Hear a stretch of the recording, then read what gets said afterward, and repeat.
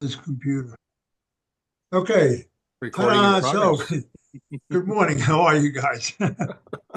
Great. I tell you, I think Richard Greaves is joining us sooner or later. He's Well, trying they to had a get on. tornado somewhere in Detroit a couple days ago. I got to ask Greaves about that because Is he's in that a right? They had suburb. a tornado in Detroit. That's Yeah, unusual. oddly, Yeah, feel like that's, Wow. be like a tornado in Phoenix. What's the world coming to? I mean, we get tornadoes in Colorado, but not until like April. Well, we see Greaves' placeholder here. Yep. So how you walking with your new knee, Mr. Greaves? You're Um, driving. Mr. Greaves, I go to physical therapy this afternoon so that they can yell at me because I haven't done all the things I was supposed to do. Yeah. And I've run out of my pills, which are, you know, they give you pills for pain, right? My tolerance is quite high, so they gave me 5 milligrams of oxycodone for every 4 hours. Mm. I don't even feel 5 milligrams, so I had to take 10, and at times had to push it to 20. Well, I've blown through their pills, I've blown through my pills, and You're a feel druggie. pain. I mean, it's almost like I got to go and hit the streets and see if I can't find a drug dealer. Yeah. I Go can, up to I can get some yeah. oxycodone. Go to the bad part of Denver. I don't know where that is. I don't either, and I'm not about to look. My luck, Hey, I'll hit Greaves, into can the you hear wrong us? type of situation. Yes, Huh? Oh, you're there. Where are you going? I'm doing an errand for my stepdaughter. Did you have a tornado? No, I I saw in the news there was a tornado in a suburb of Detroit yesterday. it's a big You may, town. It's a you big may, town. It's a big town. you may have slept through it. Who knows? Yeah. Chris, do you know Richard Greaves? I don't believe that I've had the pleasure. Oh Oh, well, well, there's still plenty of time. I'm It's still no alive. it's no pleasure. he, he, Wow. he's, he's actually the youngest of the old timers. Do you want to talk about screen printing? No, we don't want to talk about screenwriting. Why would we talk about screen printing? What about Pink Floyd? Pink Okay. Floyd. I'll talk about Pink There Floyd we for go. sure all day long. So anyway, Chris, the reason I said that is I have a Pink Floyd tribute band in my night job, and we play in this whole Southwest. We've done San Diego, Albuquerque. We play around in big performing arts centers, and So that's my that's new pet. your flyer on the corkboard behind you then. Oh, it is, yeah, actually. Strategically placed. Yes. Very cool. Well, hey. Give him a break, There you There we go. go. All right. give him a break on the advertising, please. Yeah. Actually, that's a Right. digital print from Pete Balsoni. I was going to say, you know what? I know somebody who could probably screen print for you. Yeah. On Well, I had the first batch screen printed, then the guy went broke. And so I called Pete one day and said, Pete, I need a favor. I need shirts and I need credit. I need credit. Yeah. I've got one that he printed though. While we're talking screen printing or whatever, digital. This is from Pete, and it's been washed probably 40 times, getting a little cracking. I don't know if you can see it, but Yeah, but so what? After 40 times, who cares? yeah, who cares? And so this is from Pete. He did a whole bunch for me, and then those of you that know my first students, he was like 18 years old. Now he must be I'm thinking his 40s, but he was one of my Mhm. youngest Who, students. Pete? I Pete would say Bolsoni. Peter's in his early 50s. Well, I'd he say came that when he was 18 years old to my school, which Yeah. would be, whenever. You know who else came that I didn't really realize was Tom Rowan. He he came years ago and went home and Who, printed out of his parents' basement. who is And this? huh? Who is that? Tom Rowan, the guy that does Oh, yeah. Of Tom, you know Tom. course. I didn't know after I talked to him a couple times, like a year later, he mentioned, hey, I came to your school when I was like 19 years old. So anyway, Frightening how many people went through there, huh? well, there was probably, as a rough count, 15,000 students over like 30 years. I mean, we did it, Wow.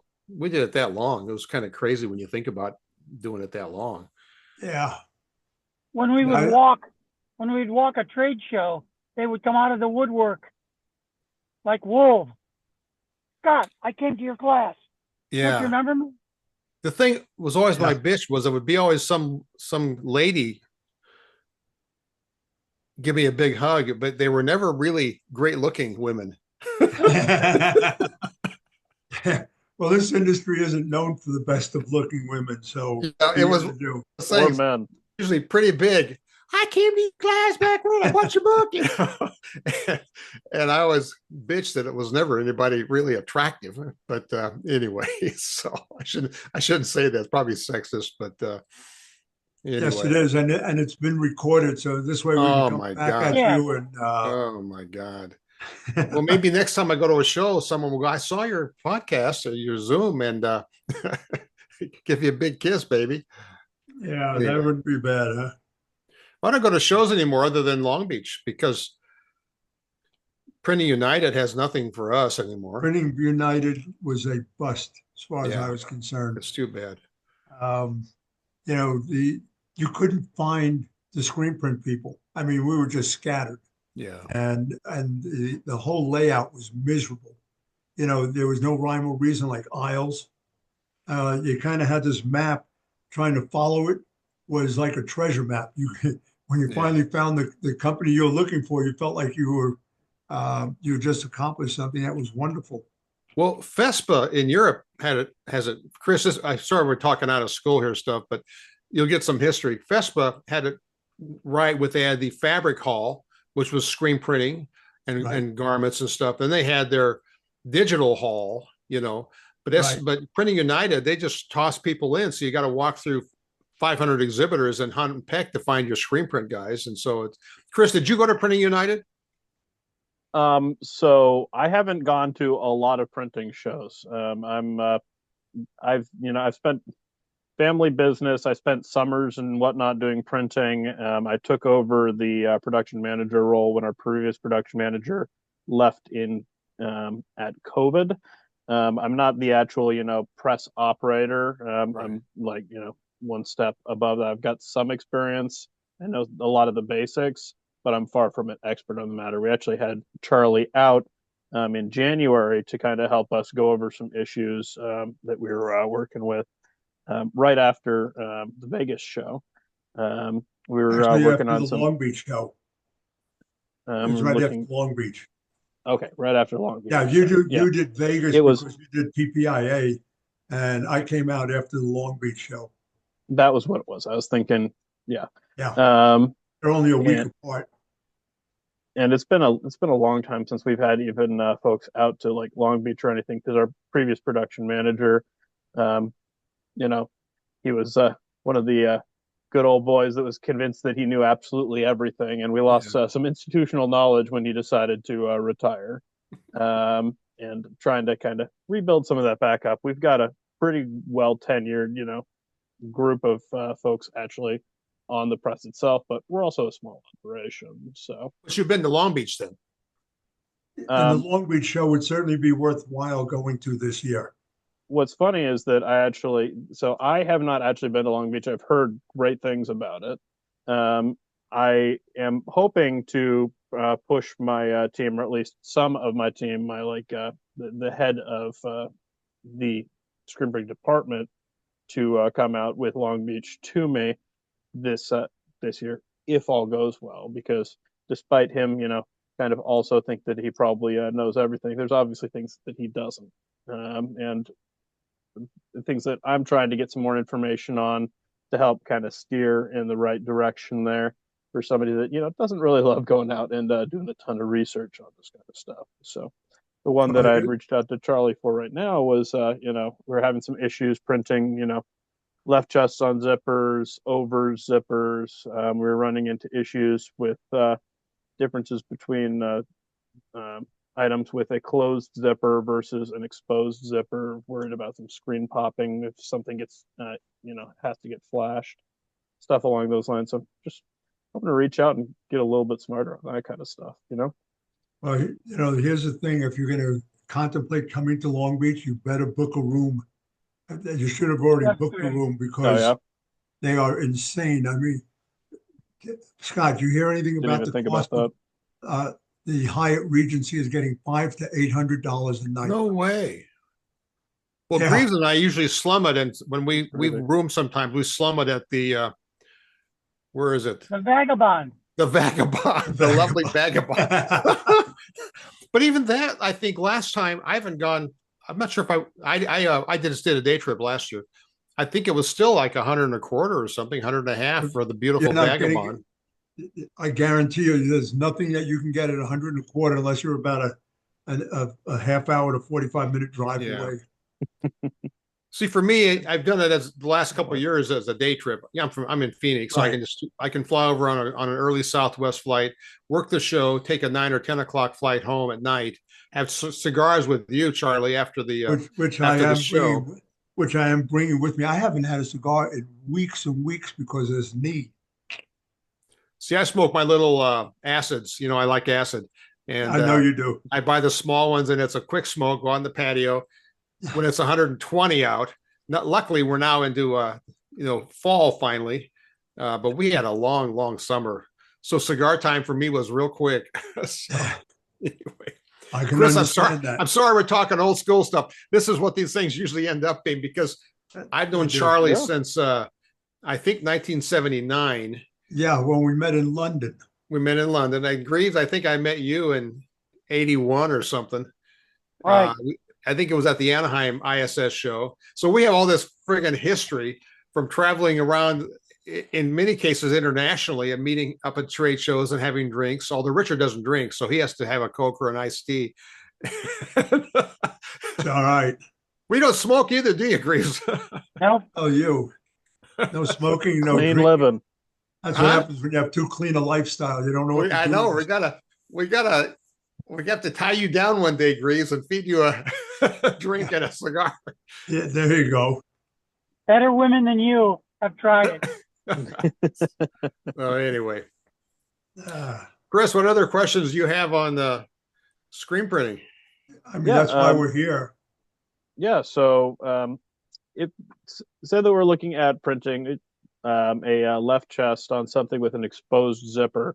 I'm getting, feedback from the team that they're really worried about, pop screens, not only just, the metal on screen friction, which is going to be alleviated, obviously, if you use a squeegee with, a divot cut out of the center. But Yeah, and also you leave the a pretty heat good of flash. sized gap. Right. Yeah. You want so you have as little pressure on that as possible. Would you use a zipper platen for that? That would also probably help. No, No, not even. no, wouldn't bother. I just use a Okay. regular platen because you're not going to touch a zipper anyway. And then Are you're you not even using- worried. You're Are you not still worried working about. with? Are you Sorry, go using a ahead. 4-inch squeegee or are you using a 12-inch squeegee?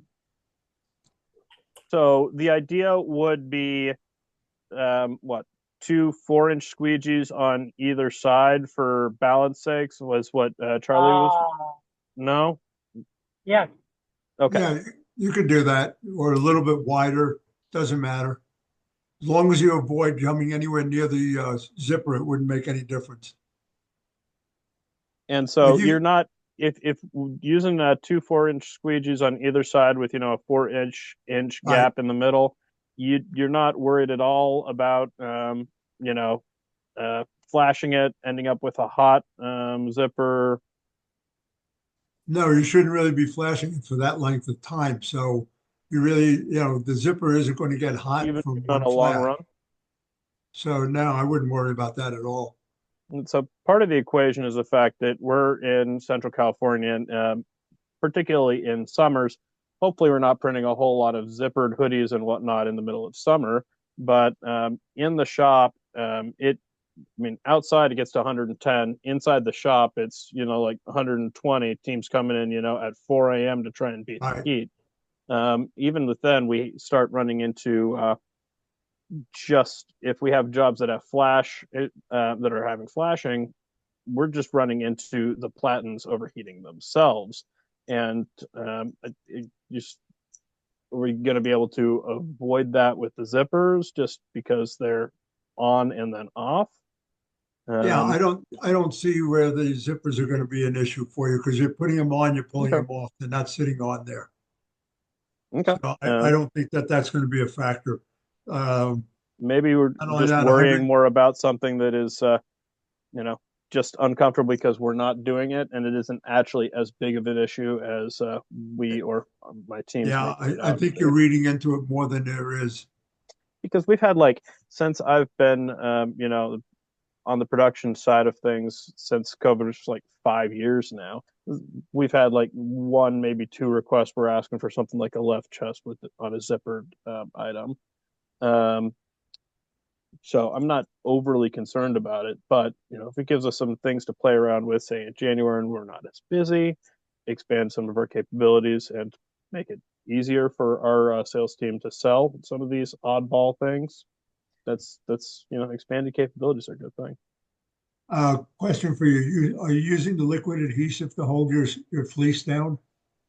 Most of the time. Okay, Occasion for fleece, yeah, it's actually the liquid adhesive. We wouldn't okay, use the great. spray for that. The team does sometimes use the spray just for ease of use, but on the heavier items, definitely the liquid. Well, when you're running fleece, you're not going to really have to heat up the pallets very much because, quite honestly, the fleece itself is going to uh, act as a buffer. So Yeah. I wouldn't worry about trying to get it too hot or anything. But certainly using liquid adhesive is going to make it easier to hold the fleece in place. And I wouldn't worry about the zipper part at all. That's just me. Fair enough. I've never printed on anything with a zipper because I live in Phoenix, and in my printing days, we did a lot of fleece, but for some reason, never a zipper. So I'm not your guy there. It's funny when we first started out, nobody wore hoodies. No, not at all. Yeah, not when I So it print. was kind of like hoodies. What are hoodies? Yeah, that's a And good point. I was trying to think if I've ever printed a hoodie, but because I haven't had a shop for years, so I'm thinking it wasn't an issue then. I haven't either. I don't remember ever printing a hoodie when I was a printer or even when I ran some of the other situations because they just weren't popular. Yeah, We'd That's funny. you'd run fleece every once in a while, but even that wasn't that big a deal because yeah, people weren't spending the money on it. yeah. No, And I that's guess it crazy. makes sense because, it, sweatshirts are kind of that middle ground. You're in too cold of a climate and you're looking for heavier items, and then that's something that you're going to probably get embroidered. You're in a lighter climate, you don't have as much need or desire for any outerwear of any flavor, right? So kind of just really have to be in a pretty, middle of the road as far as temperatures go, location for that to even start to make sense. Well, where are you at, Chris? You said Southern California. Central. So we're right Oh, in the Central. Central Valley. It's technically Northern California. We're the big ag center of That's like California. Bakersfield, Fresno. I mean, I don't know. It's about an hour north of Fresno. All right. So we're smack dab in the middle of everything. So Long Beach is not like you're just going to hop over to Long Beach. No, No. unfortunately, Oh that's no. It's a flight or it's a long drive. it's Yeah, like what right. 5 hours or something. Drive through the grapevine and whatnot. California's a my big favorite, place. my favorite place. Yeah. Well, Well, in I'm tell- January too, right? yeah, Little worrying, but I'll tell you, Yeah.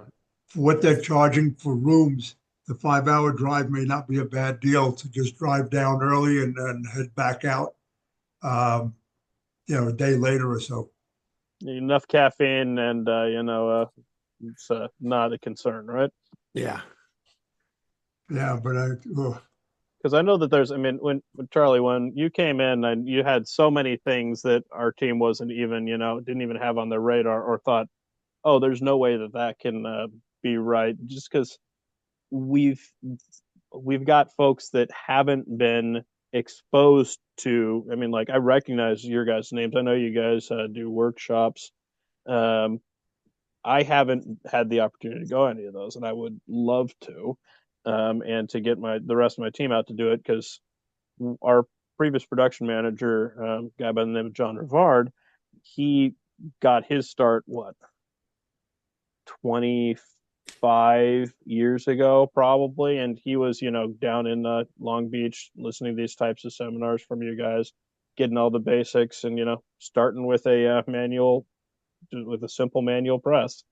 And, here we are, 25 years later, with, having some, even managerial turnover and whatnot. That institutional knowledge is starting to lose. And, you guys are talking about, some of you guys are talking about retirement and whatnot. More power to you. No, But, that's going to be something the entire industry is going Screen to printers lose. don't retire. They just fade away and they bury us. That's it. I'm going to die with a mouse in my hand looking at Photoshop. I do color Yeah. separations every day, all day long. And I hate it. That's why I have my band. But, because of my life's choices, I have to make a living. And, Yes. Social Security only goes so far. So Yeah, not very far. not that far, not because we were, most of us all had money at one time. So, anyway. But it keeps me in the trenches because I'm talking to screeners every day, because I do color separation. So it keeps me active, keeps me out. And then I have to pine for a gig for my band because so, Got to keep your sanity. well, Chris doesn't probably know me well, but in the day, we were one of the biggest exhibitors at the trade shows. The last show we did, we had a 50 by 50 booth. We took in 2 semis full of gear. And my company couldn't withstand the crash of the economy in 2008. And so the company closed. And I was always the guy in charge. Yep. You arrive at a trade show when it's the concrete. There's nothing there but crates and the concrete. And I was always the first one there. And then the crews would start showing up and the electricians would start coming and I'm barking orders. I missed that. When my company closed, I missed that. Entrepreneurs want to be in charge and we want to be needed. We like people coming into our office and say, how do I do this? And we like that. I think maybe Chris, I'm assuming you're the same way. You kind of like that. So I missed that. So my band satisfies that need. We arrive at large performing arts centers. I mean, we're talking 1,000-seat venues, huge stages, but it's a blank stage, just like a trade show. So we arrive, we unload gear, just like at a trade show.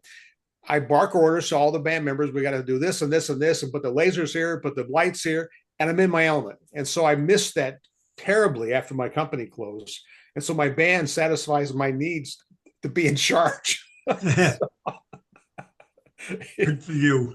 And have all the attention on you afterwards, right? I guess it's an ego thing, I think entrepreneurs that's kind of a thing that they need that drives them a little bit, is to kind of build something and be in charge and call the shots. Absolutely. And then if you fuck it up, it's your fault. It'd be your own fault. So anyway. Yeah. But other than that, Richard and Charlie and I have known each other for a long time. We've been through thick and thin, up and down. Charlie did some classes for me years ago, and we all Back because he only had a 4-color manual and didn't know how to do anything after that. Ah, It was that long ago. But nevertheless, yes, I remember doing your advanced workshop and having you follow me with a video recorder.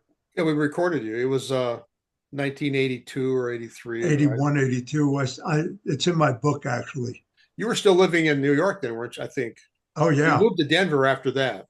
On my way out to your places when I stopped in Denver. Oh, yeah. Okay. So I did the technical symposium in 1980 in Pittsburgh, and Rosemary Garcia was with me, who worked for Howie Emerson.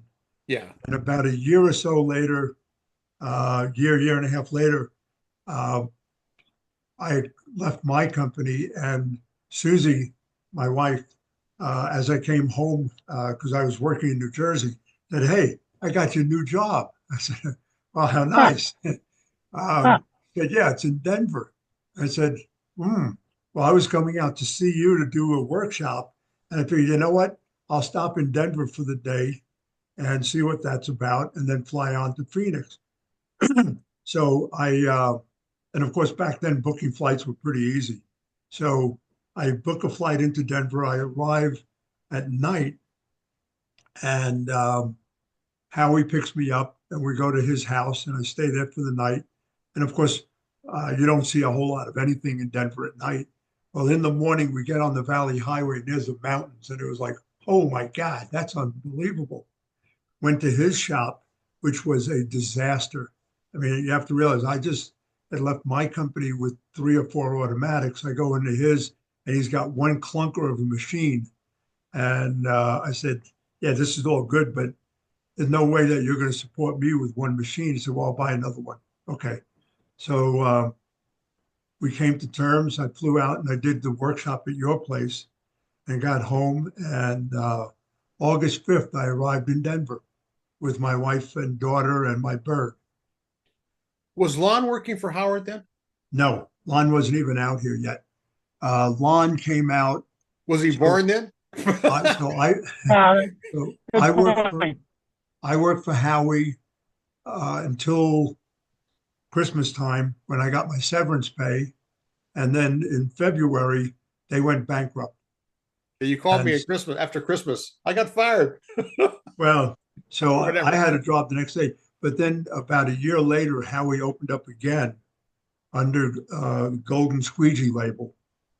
And somewhere after that is when Lon joined Golden Squeegee as a production manager. We're But he talking had come Chris. We're talking Lon Winters, who writes Yeah. and goes. Lon's real visible now. Yeah, and I may have that a little wrong. I think Lon first went to Western Art and was their production manager, and then left Western Art to join Howie's company once Howie had it up and running again. And Howard died, didn't he? I mean, he had MS. yes, no, his wife did. I I thought don't he know had, what Howie passed away from. But I lost touch with him completely. I thought he had MS or something. But And I think you're right. You know what? I'm pretty sure you're correct. Yeah, been a long time. We're digging back in the cobwebs now, Chris. We're sorry. Gonna bore Yeah. bore you with stories. No worries at all.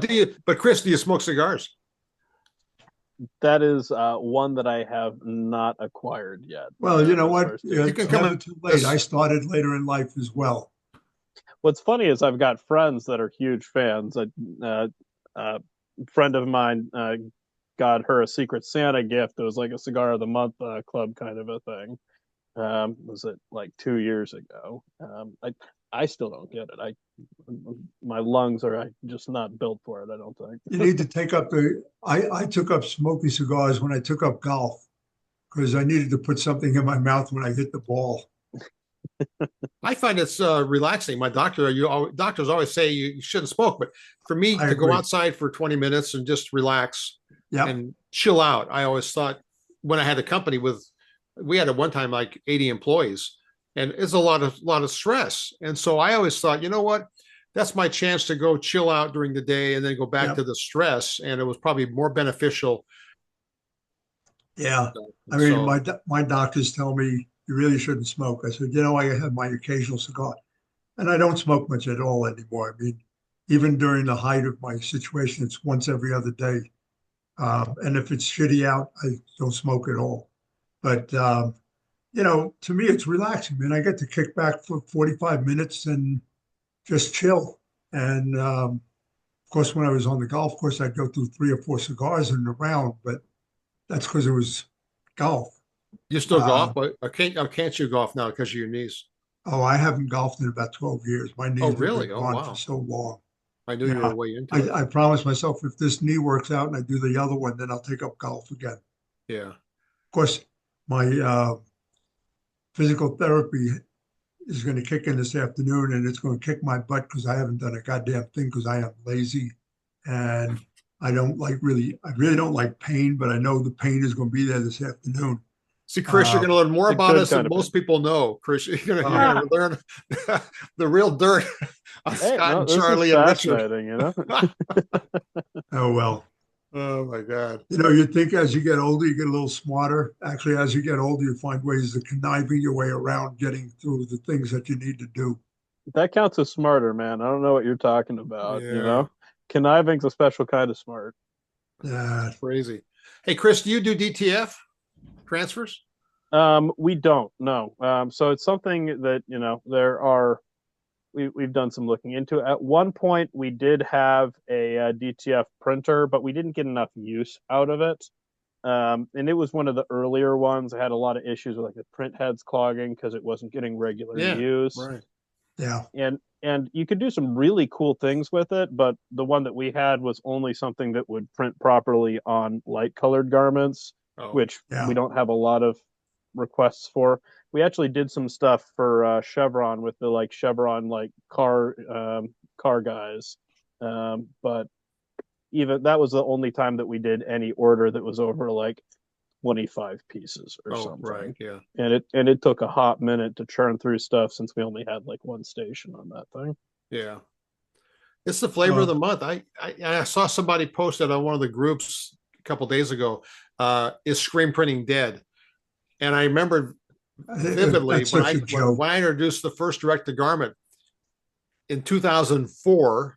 I was the guy that brought one of the first machines out. Me and Cornette were the only ones with the machine. Right. And I was convinced I was going to kill screen printing. You know, I had my head up my ass, and I didn't realize that, you know, screen printing is so simple, basically, and you don't have any head clogging. And I told Mark Vasilitone from Vasex, you know, you better look over your shoulder. And a few years ago, I bumped into Mark at a trade show. He says, "Well, you were wrong." I said, "I was way wrong." And I think the same for DTF. I think that it's the flavor of the month, and a lot of guys have gone to it. But I don't think it's going to kill screen printing. I mean, here we are. I was in 2004 with the first DTG, and now it's 20 years later. And I think DTF. But it's the flavor of the month. Being an old school screen printer, I still have a hard time with the hand. But it's just me, probably being. No, it's not. It's me too. Know. But you know, here's the thing. I don't think that DTG and DTF together make up 10% of the market. Probably not. I mean, if you look at the guys with automatic presses cranking out thousands of shirts every day, but it seems to be trendy. You know, people still have head clogs like you had with your machine, Chris. But if you don't run it, you know.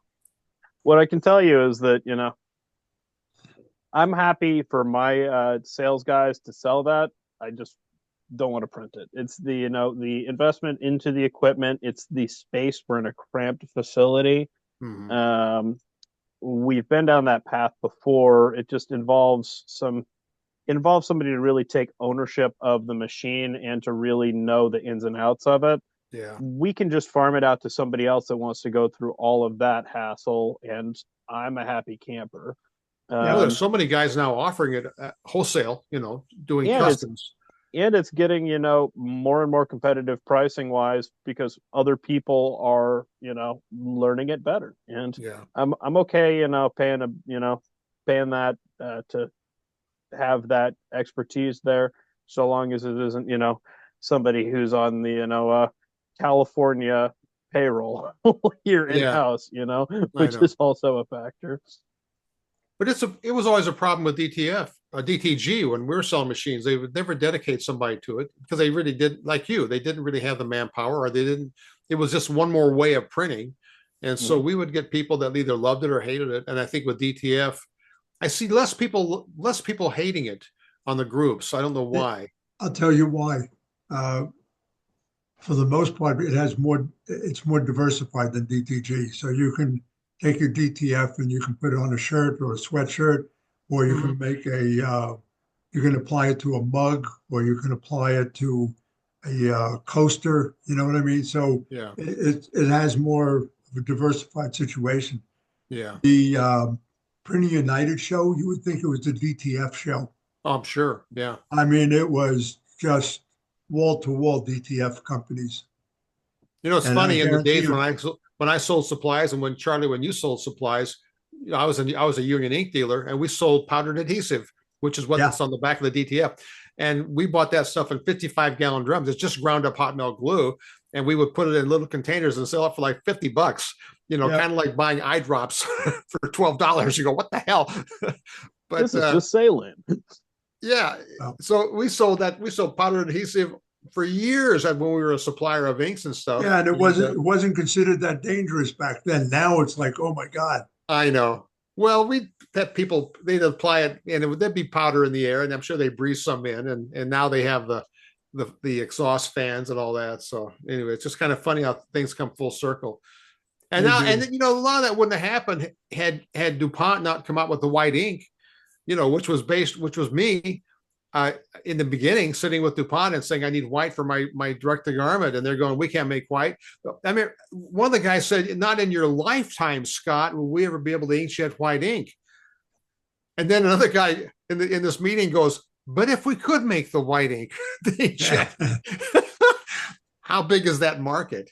And I go, well, this is 2005 or whatever. And I said, well, the market is not big right now because nobody has it. But if you could make it, and you're DuPont, and you make coatings, and you know about what's called TiO2, which is the white for ink shedding, and you know about that, and you could do it. And a week later, the head chemist calls me. His name is Scott.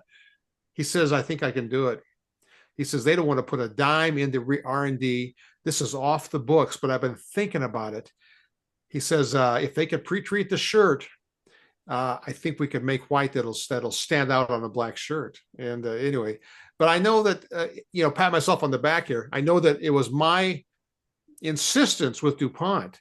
Now, somebody else would have done it down the road, and it would have happened maybe a year or two later. But now I see everybody's got white, everybody's got it. And without the white, there'd be no DTF because you need the white ink for the dark shirts. But so it's funny how things have transpired 20 years later. Yeah. In 2004, when you came out with your machine, I was the one who put together the distributors for Cornette. Yeah. And I got there a day early, and I met with Ofer and all the rest of the crew. And they said, yeah, we've got a direct to garment machine. I said, well, based on what I saw, because the only one I had seen prior to that was from Mamaki, where they had used a discharge base. Discharge for the white. And when I saw it, it was, I forget his name, who showed it Little to me. guy. What's his name? Little guy, short guy. Yeah. In any event, he showed it to me. I said, how many times has this thing been washed? He said, it hasn't been washed yet. I said, really? This thing looks like it was washed 50 times. They had their heads up there. So what I told Cornette was, I said, if you can't do better than what I've already seen, thanks for the steak and a night out, but there's nothing I need to do. And their comment to me was, well, we can print on a black shirt. And I said, well, okay, now you have my attention. So the machines you have here at the show can print on black. No, we do have a sample with us though. And it was gray ink on a black shirt. I can't think of. And I remember your machine came out at what, 12 grand at that show? Yeah, Cornette was $180,000 and we were $12,000. Well, they were 90,000 on the single head and 130 on the twin. Oh, is that what it was? Okay, well, still. Yes. and so in order to become a distributor, well, retain your distribution, you had to sell 5 machines in the first year. Every one of them sold more than 5, and every one of them sold nothing but the twins. Yeah. Well, I remember going into Cafe Press when they were really the hot web people had their own websites to sell stuff. And they had 5 Cornettes in the corner, all collecting dust because they had discovered that bigger wasn't better. And they had 100 of the Belquette tabletop unit. They discovered that was the better model. A small machine that if it broke, you roll another one in, and you only paid $12,000 or $15,000 for the machine, and have a heat press next to it, and it's all self-contained.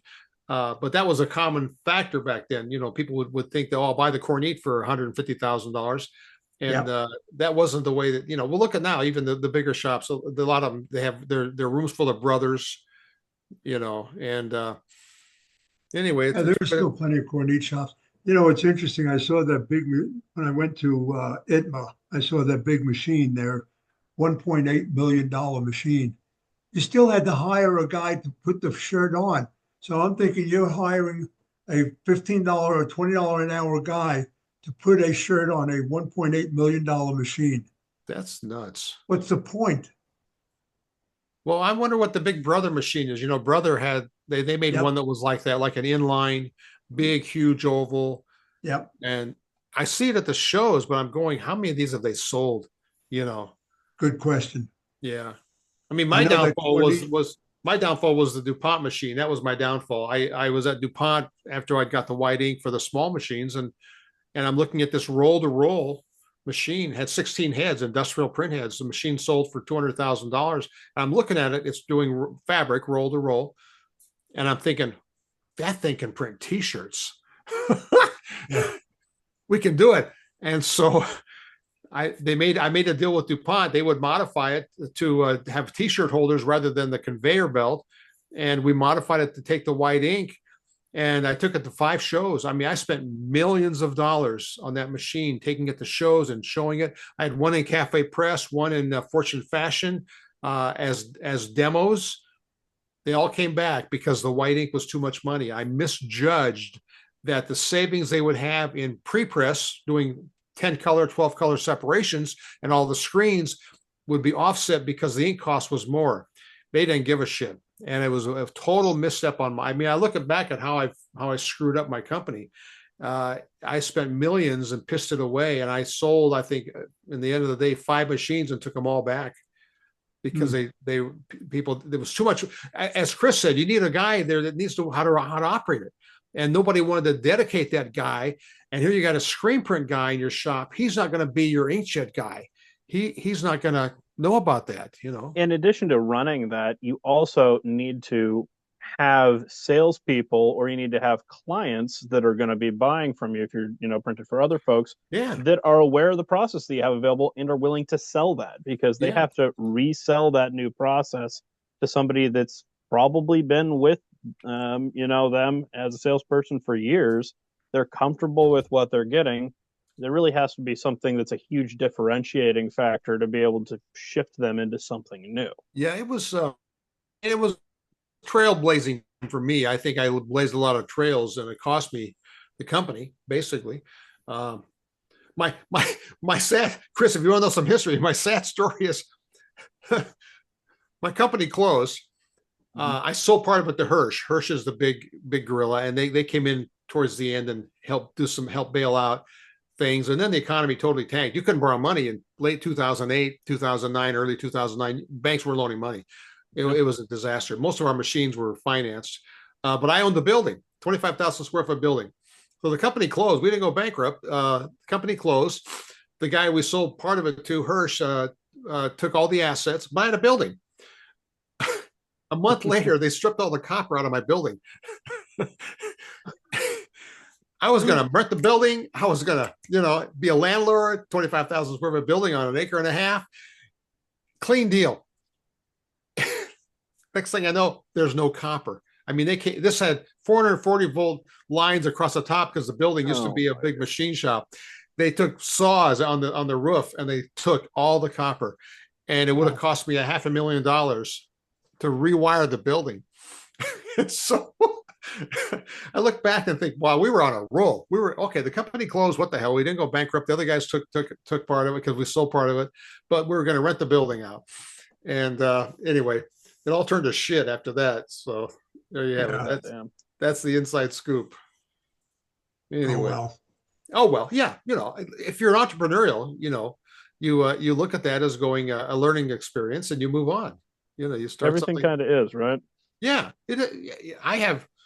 I'm a real optimistic guy. It is what it is. Life goes on. You hope you have your health. Charlie and I have had our health issues. We have our issues. Well, all of us do, but nevertheless, yeah. Well, anyway, Richard had a stroke too young to have a stroke. Right. I had open heart surgery. In the last 5 years, I've had open heart surgery. I've had my gallbladder removed, my prostate removed from prostate cancer. I just recently had a cancer scare on my nose, so I look like I've been in a fight now from the surgery. And then 2 months ago, I got the shingles shot. I got my COVID. I got my shingles. A week later, I got shingles. I'm like, what the fuck? And I still have it. It's moved into my ribs. If you see me wince, it's because it's like somebody's poking you all day long. And I still have it. And I read online, it can last for years. It kind of goes away from the rash, and it goes into parts of your body. And I'm going, fuck. Brutal. Not good. No. I'm not even going to go through my list of I know you've been in and out of ER, so I know. As we get older, that list gets longer and longer and longer. Not looking forward to that.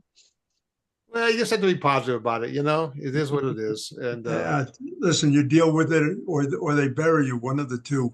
So see, my line is I can still rock and roll. yes, you can, So, and good for you that you can do that. well, I met my wife playing in a bar in 1966. I was I've been going to married say it had to be 57 the years. 60s, huh? And I was in a band, and I got married. Bands don't make any money. Regular bands don't make any money today. Bands that are playing in bars today make the same as we made back in the 60s and 70s. If You're they're doing lucky to anything, make, they're living as a off of full merch, band I of guess. 5 or 6 people, you're lucky to make $400 or $500. Yeah. And so I quit playing for years, and then I took it up when I turned 50. And then I discovered a few years ago, tribute bands make a lot of money. It's very trendy, and because most of the bands that tribute bands are emulate, the bands are either dead, or the guys are all dead, or the bands aren't touring.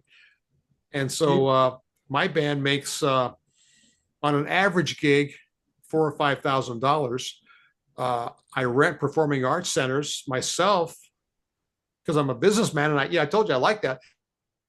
Centers, big venues that'll hold 1,000 seats, and I rent them, and the band will make 10 grand, and we split it evenly among 8 members. And so,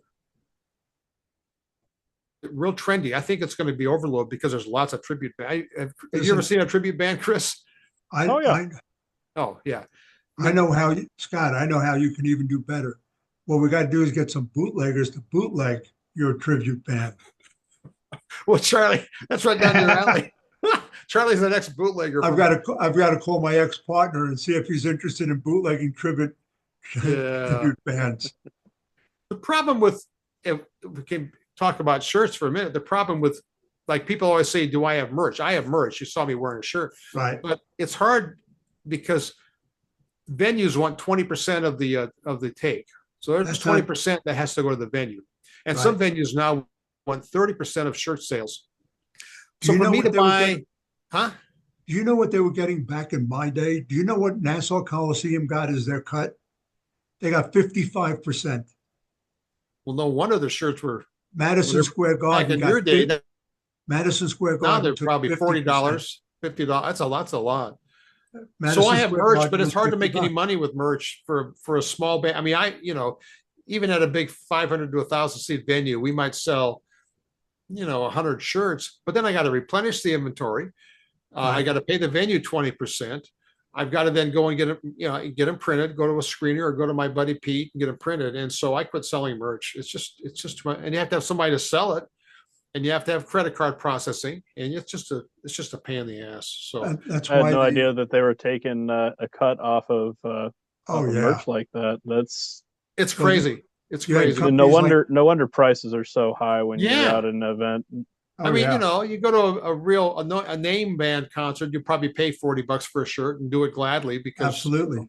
So what the big boys would do is they would count in 400 shirts and sneak in another 300.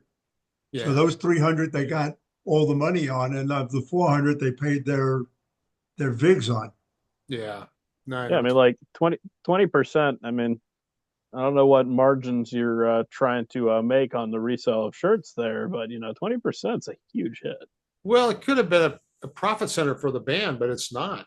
I mean, I sell shirts now. I have an online store for them. I mean, keeping on the shirt topic, I have an online store for my band, but it's all print on demand. So I have a company in Detroit, Richard, called Cat something. I can't think of their the full name. But they tie into my Shopify store. Somebody goes online to my band's Shopify store, order the shirt. It gets sent to these guys in Detroit. They print it, DTG, ship it, and everybody's happy. And it's hands-free for me. It's a clean deal. And so I'm happy with that. And they do cups, they typical place. They do cups and mugs and whatever you want to have. Yeah. So I think that's a huge industry. Although I saw a couple guys that are the big guys that have just merged, and I'm not sure why they would have merged. Two of the big print-on-demand guys. I can't think of the names. Printful, I think, was one of them. And these are guys I don't really know because it's a whole different thing. So who knows? But between print-on-demand and the DTF, you could get in the t-shirt business for not a lot of money. Here, let me see if I can show you. I probably can't. Oh, I got my camera. Bear with me. I don't know if you can see that. That's a pink heat press. Yep. Now, Richard, Charlie have known me so long that I did print it one time, a long time ago, and I've been in hundreds and hundreds of shops. But I thought that people might laugh if they saw that Scott Fresener in a bedroom has a $200 Amazon heat press. God, don't tell Ted Stahl. Ooh. He'd kill me, because he wants to sell, I mean, Ted would probably have given me one of his Hotronics $2,000 presses, but I didn't want to do that. And so I've got in my bedroom a pink for Pink Floyd, of course, pink heat press. And other than the print on demand, when we were doing merch, we were buying from FM Expressions, heat transfers, and they're 30 cents. You put it on a $2.50 black shirt and sell it for $20, pay the venue $20 or 20%. But anyway, so it's just funny that I've got in my bedroom a heat press. Charlie, don't tell anybody. And Richard agrees that you talk to Ted Stahl, don't tell him that I bought an Amazon press. Yeah. Now I'm in for 10% myself. Speaking of Ted Stahl, he's got to be, what do you think, in his 80s? Yeah. Probably 88 by now. We had Yeah. a big thing for 85 years. I always worry, Chris, as you get older, like when Reeves calls, I'll look at Reeves, afraid Richard's going to call me and say somebody's died. We have our old guys, everybody, we've been around forever, and we had to open this industry. And I always have this fear when you call me that you're say, guess who died? Who died? Yeah. But I fear Ted's, he's just getting there. And Ted, Chris, you know who Stahl is, don't you? I mean, Yeah, I'm aware of. I mean, Yeah. Stahl's is. they're the big heat press guys. They Of also course. own lots of other companies. Know of the industry. They were a company, and before my company closed, I was on my company for $15 million. Spent 9 months in due diligence. They were serious about it. They wanted the DTG. They wanted to have a DTG man. And we were at the signing table. I mean, it was a done deal. We all this already pre-spent some of the money, the 15 million, and they walked. They got cold feet. And Ted felt so guilty that I was already committed to this SGIA, which is now Printing United. I was committed to sponsor for $40,000. I pledged that to be a sponsor of SGIA. I didn't have the $40,000. And Ted walked, and he knew about that. And a month later, he sent SGIA a check for $40,000 Well, and never asked for it back.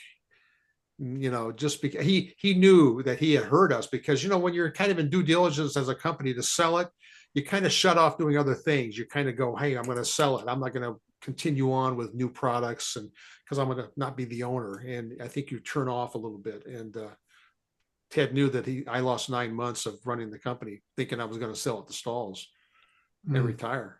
Yeah, it's brutal. I have to die with Photoshop in front of me. So, there he goes. Anyway, we shouldn't talk so much because Chris, you don't know you don't know. I mean, but maybe you're getting some insights. Hey, I'm appreciating just absorbing, kind of where you guys are at here. I came in here trying to get some advice on zippered stuff, and I'm getting a in-depth oh, first-hand accounting of the history of the industry. I mean, yeah. which is an insight that's beyond any of that. Which is Well, it's odd that Charlie and I and Greaves, I think maybe a couple years later, I wrote a book, called How to Print T-Shirts for Fun and Profit in 1978. Yeah, really. I mean, typed on a typewriter, but we sold over the years. The book evolved into typeset and color photographs. We sold 200,000 copies.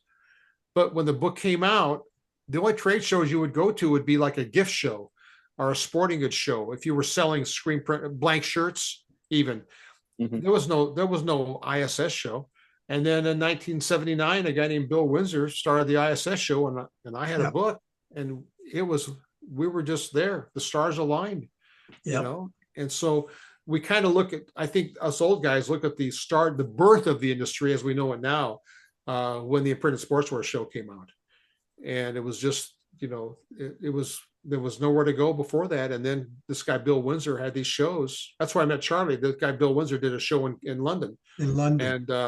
And my wife and I went there. We had our book. We were the celebrities, and bumped into this guy who had hair at one time named Charlie. Not much, but some. So we've really, we've really bonded over the years. We've become really good friends. We know the good, the bad, and the ugly. And yes, it's kind of a fun ride. But Charlie's still active. You mean, I said I'm every day in the trenches. Greaves just finished setting up a huge factory for, I can't think of your guy's name again, Richard. Mark DeBarrow. Mark DeBarrow. Oh, Mark DeBarrow. Yeah. Flying Colors, where Greaves spent, I don't know how long you spent on that thing, probably a year. I don't know. 9 months. Yeah. Huh? I mean, this guy, I'm telling your story now, Richard, but this guy, factory burned down. Richard had done a lot of work for the guy. Built that factory. The factory that burned down. I built that from scratch. The one that burned down? Yes. Oh, I didn't know you did it twice. Yeah, it literally was a brand new facility, and much. It would have been 3 times. It would have been 3 times if you found more matches. But this is a big company. I mean, this guy. I don't know how big the building. How big was the building? So, I think 78,000 square feet. Huh? 78,000. 78. Yeah. I didn't know it was that big. And you were in your element. Richard Greaves is the guy. If you ever need anybody to help with your factory, when you guys move, Chris, to a bigger place, Greaves is the guy, because he'll look at a slab of concrete in a factory. Where am I going to put the water? How am I going to get power in here? And where's the presses going to go? And Greaves, I'm telling you what, anybody who's setting up a new factory should contact Richard Greaves. I'm telling you, this guy knows it all. Am I doing okay, Richard? Is that true, though? Thank you, Scott.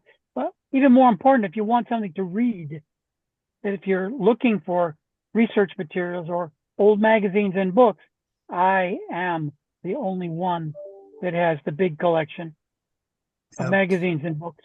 See, Richard's kind of a hoarder. I know. He is. He has all the back issues of the magazines. Anything that's ever been written in this industry. Greaves, if you ever need it, Richard has it. If you're ever looking for something, Richard has it. Very true. It's not hoarding, it's a library. Home, it's fun. When I get home, I'm going to go look up what I've got on zippers. And, there you go. My real point would be, are you familiar with Mark Coudre's big document about flashing that he wrote for Screen Printing Magazine about 5 years ago? I can't say that I am. I'm also not the guy that's on the line on the daily, so I have to admit that much. But if you're the guy that's running the business, there's an article about everything you're trying to teach your guys. Somebody's written about it in the past, and I am that guy. We don't have my phone number doesn't show up on this Zoom, does it? It's showing up on mine. It's showing up on mine. Okay, good. 646-807-8580. Yeah. I'm not seeing it on my telephone here in the car, but right. Yeah. So Chris, write that down, text or call me. You get to talk to me on the phone and ask me that question. Richard, I was wondering, we're having a problem with this. What have you got on that? And then I get to go look it up, which I like, whereas Scott does not like doing separations. For me, it's some fun. kind of a distraction. I get to go through all the old stuff, and I gotta go in a minute. I got steps to do. Anyway. Gentlemen, I hate to cut this short, but my knee is killing me, and if I don't go and pack it in some ice, you pussy! I am. You're right. No question about it. But enjoyed having all of you on. Thank you again, Chris, for joining us. Scott, Thanks, thanks Chris. for Thank you doing so that much. here. Charlie, And, I'll see you. Richard, always See a you pleasure long. to see you. Well, I'll see both of you guys. Maybe Chris, I'll see you in Long Beach too. That would be fun. Fingers crossed. All Well, we'll right. be in touch. You just have to let me know when you're coming out. I'll be on there. I'll be out there all week. I'm just going for the day. Well, you And pick luckily, the it's not on day. a weekend. Otherwise, I have to get the band to be busy. Oh, you know, take they my time. changed the dates this year. So it's no longer Friday, Saturday, Sunday. It's Thursday, Middle of Friday, the week. Saturday. Yeah, which is good for me. So I can go over. Well, I'll I'm go just over- saying, Yeah. because Sunday was always a dead day. Yeah. So Yeah. Thursday is definitely a good day to come out, only because you know it's not going to be crowded. Yeah, definitely. All right. I'll see you guys then. We'll talk before then for sure. Gentlemen, thanks so Take much. care. This will All be on my website if anybody wants to view it again. I couldn't find the shows on your website. I went there, but none of the graphics for each show you have of all the ones you've had what took me anywhere. It's really, Yeah. I'll take a look, but every one of my Zoom sessions should be. Check it On out. there. I was just checking to see how it worked after the fact, and I couldn't. None of the links took me anywhere.